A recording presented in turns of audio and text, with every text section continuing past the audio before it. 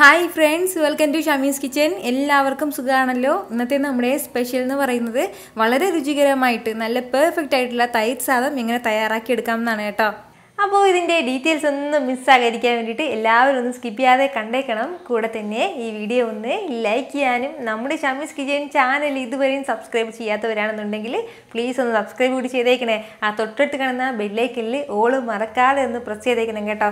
അപ്പോൾ ആ ഓള് പ്രസ് ചെയ്താൽ മാത്രമേ ഞാൻ അപ്ലോഡ് ചെയ്യുന്ന വീഡിയോസ് എല്ലാം നിങ്ങൾക്ക് കറക്റ്റ് ആയിട്ട് നോട്ടിഫിക്കേഷൻ ലഭിക്കത്തുള്ളൂ. എന്നാൽ ശരി, നമുക്ക് വേഗം തന്നെ റെസിപ്പിയിലേക്ക് പോയാലോ. നമ്മുടെ ഈ തൈര് സാദം തയ്യാറാക്കി എടുക്കാനായിട്ട് ഞാനിപ്പോൾ നന്നായിട്ട് വേവിച്ചെടുത്ത 1.5 കപ്പ് അളവിൽ ചോറ് എടുത്തിട്ടുണ്ട്. അപ്പോൾ നമുക്ക് നമ്മുടെ വീട്ടിൽ ഏത് റൈസാണോ ഉപയോഗിക്കുന്നത് ആ ഒരു ചോറ് തന്നെ എടുക്കാവുന്നതാണ് കേട്ടോ. ഞാനിപ്പോൾ ഇത് പൊന്നിയരിയാണ് കേട്ടോ എടുത്തിട്ടുള്ളത്. 1.5 കപ്പ് അളവിലാണ് ഇതിപ്പോൾ ഉള്ളത്. നല്ലതുപോലെ മാക്സിമം വേവിച്ചെടുത്ത ചോറ് തന്നെയാണ് നമ്മുടെ തൈര് സാദത്തിന് എപ്പോഴും നല്ലത്. കുറച്ച് വേവ് കുറഞ്ഞിട്ടാണ് ഇരിക്കുന്നതെങ്കിൽ നല്ലതുപോലെ ഒന്ന് ഉടച്ചെടുക്കേണ്ടതായിട്ട് കൂടിയുണ്ട്. ഇതിനോടൊപ്പം പിന്നെ ഇനി നമുക്ക് ഇതിലേക്ക് വേണ്ടത് തൈരാണ്. 1.5 കപ്പ് അളവിൽ ഞാനിപ്പോൾ റൈസ് എടുത്തപ്പോഴത്തേക്കും 1 കപ്പ് അളവിലാണ് തൈര് എടുത്തിട്ടുള്ളത്. പുളിയില്ലാത്ത, അതായത് അധികം പുളിയില്ലാത്ത തൈര് വേണം കേട്ടോ നമുക്ക് ഇതിലേക്ക് ആവശ്യമായിട്ടുള്ളത്. നല്ല പുളിയുള്ള തൈരാണെന്നുണ്ടെങ്കിൽ 1/2 കപ്പ് അളവിൽ മതിയാവും കേട്ടോ. നല്ല പുളിയുള്ള തൈരിൽ നമ്മൾ തൈര് സാദം തയ്യാറാക്കാതെ ഇരിക്കുന്നതാണ് ഏറ്റവും നല്ലത്. കാരണം അങ്ങനെ ആ ഒരു പുളിയോട് ആ ഒരു കൂടുതൽ പുളിയുടെ ടേസ്റ്റ് നമ്മുടെ തൈര് സാദത്തിന് അത്ര ഒരു രുചി കൊടുക്കില്ല.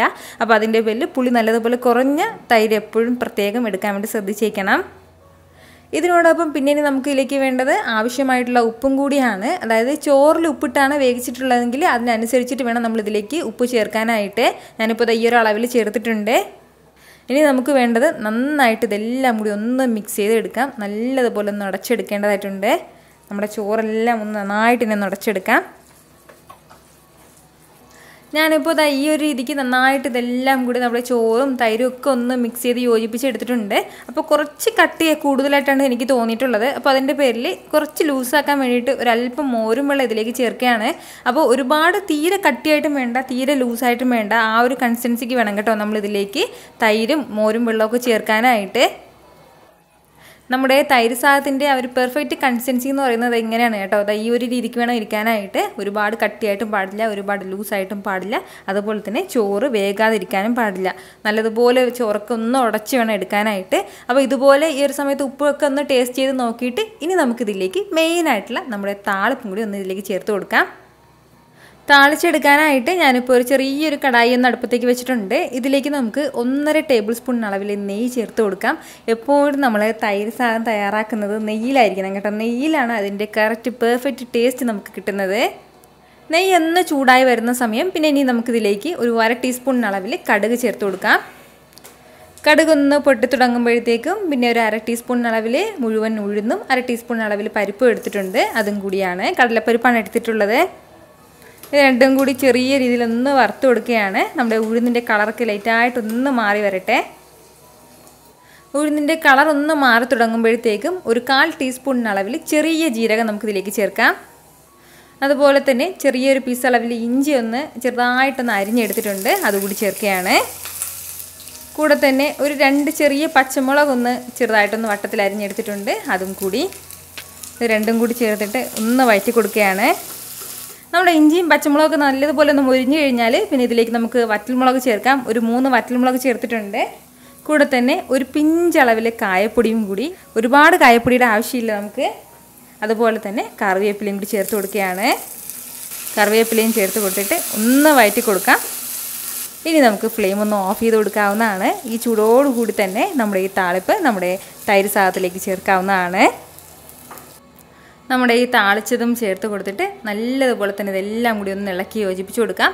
ഈ ഒരു സമയം നമുക്ക് മല്ലിയിലയുടെ ആ ഒരു ടേസ്റ്റ് ഇഷ്ടമാണെന്നുണ്ടെങ്കിൽ മല്ലിയില ചേർക്കാവുന്നതാണ് കേട്ടോ. ഞാനിപ്പോൾ ഇതിലേക്ക് കുറച്ച് മല്ലിയിലയും കൂടി ചേർക്കുകയാണ്. അപ്പോൾ നന്നായിട്ട് ഇതെല്ലാം കൂടി ഒന്ന് യോജിപ്പിച്ചെടുത്തിട്ട് വേണം ഇത് മല്ലിയില കൂടെ ചേർക്കാനായിട്ട്. ലാസ്റ്റിൽ സെർവ് ചെയ്യുന്ന സമയത്ത് മാത്രം ചേർത്ത് കൊടുത്താൽ മതിയാവും.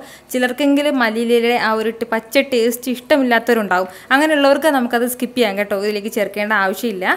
ഈ ഒരു സമയം നല്ല ഉപ്പും ആ ചെറിയ പുളിയൊക്കെ ഒന്ന് ടേസ്റ്റ് ചെയ്ത് നോക്കിയേക്കണം. ഉപ്പൊക്കെ കുറവാണെന്നുണ്ടെങ്കിൽ ചേർക്കാവുന്നതാണ്. ഈ ഒരു രീതിക്ക് നന്നായിട്ട് ഒന്ന് മിക്സ് ചെയ്ത് കൊടുത്ത ശേഷം ഇനി നമുക്കിതിലേക്ക് കുറച്ച് മല്ലിയില ചെറുതായിട്ട് അരിഞ്ഞത് ചേർക്കുകയാണ്.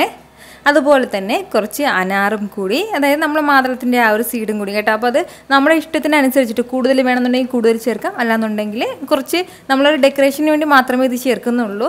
അപ്പോൾ ഇതിൻ്റെ നിർബന്ധം ഒന്നുമില്ല, നമ്മൾ ഈ അനാറ് ചേർക്കണം എന്നൊരു നിർബന്ധവുമില്ല. അതൊരു ഭംഗിയാവണം, അതായത് നമ്മളിങ്ങനെ സെർവ് ചെയ്യുന്ന സമയത്ത് കുറച്ച് ഇങ്ങനെ ചുമന്ന കളറിലുള്ള അനാറും കൂടി കിടക്കുന്നത് കാണുമ്പോൾ കാണാനും കഴിക്കാനും ഒക്കെ ഒരു ഭംഗി ഉണ്ടാവും, അത്രയും മാത്രമേ ഉള്ളൂ. അപ്പോൾ കുറച്ച് അതും കൂടി ചേർത്തിട്ട് സൂപ്പറായിട്ട് നമുക്ക് സെർവ് ചെയ്യാവുന്നതാണ് കേട്ടോ. പ്രത്യേകിച്ച് നമ്മുടെ തൈര് സാധനത്തിന് സൈഡായിട്ട് കഴിക്കാനായിട്ട് ഒന്നും തന്നെ ആവശ്യമില്ല. ആവശ്യമുണ്ടെങ്കിൽ നമുക്ക് ഇഷ്ടമുള്ള എന്ത് വേണമെങ്കിലും സൈഡായിട്ട് വെച്ച് കഴിക്കാവുന്നതാണ് കേട്ടോ. ട്രൈ ചെയ്ത് നോക്കിയിട്ട് നിങ്ങളുടെ ഫീഡ്ബാക്ക് എനിക്കൊന്ന് മറക്കാതെ അറിയിച്ചേക്കണം. കാരണം നിങ്ങളുടെ ഫീഡ്ബാക്ക് കാണുമ്പോഴായിരിക്കും അത് മറ്റുള്ളവർക്കും തയ്യാറാക്കി നോക്കണം എന്നുള്ളൊരു പ്രചോദനം ഉണ്ടാകുന്നത്. ഇന്നത്തെ നമ്മുടെ ഈ റെസിപ്പി നിങ്ങൾക്ക് എല്ലാവർക്കും ഇഷ്ടമായല്ലോ. ഇഷ്ടമായാൽ ഇതൊന്ന് ലൈക്ക് ചെയ്യാനും കൂടെ തന്നെ നിങ്ങളുടെ ഫ്രണ്ട്സിനും ഫാമിലിക്കും എല്ലാവർക്കും ഇതൊന്ന് ഷെയർ കൂടി ചെയ്ത് കൊടുത്തേക്കണം. ഇതുപോലുള്ള റെസിപ്പിക്ക് വേണ്ടിയിട്ട് ഷമീസ് കിച്ചൻ ചാനൽ ഫോളോ ചെയ്യാനും സബ്സ്ക്രൈബ് ചെയ്യാനും ആരും മറക്കരുത്. വീണ്ടും നല്ലൊരു ഉഷാറ് വീഡിയോ ആയിട്ട് നാളെ 2 മണിക്ക് കാണാം. അതുവരേക്കും എല്ലാവരും ഹാപ്പി ആയിട്ടിരിക്കുക, സന്തോഷമായിട്ടിരിക്കുക, എല്ലാവരും സേഫ് ആയിട്ടിരിക്കണം. Take care friends. ടാറ്റാ.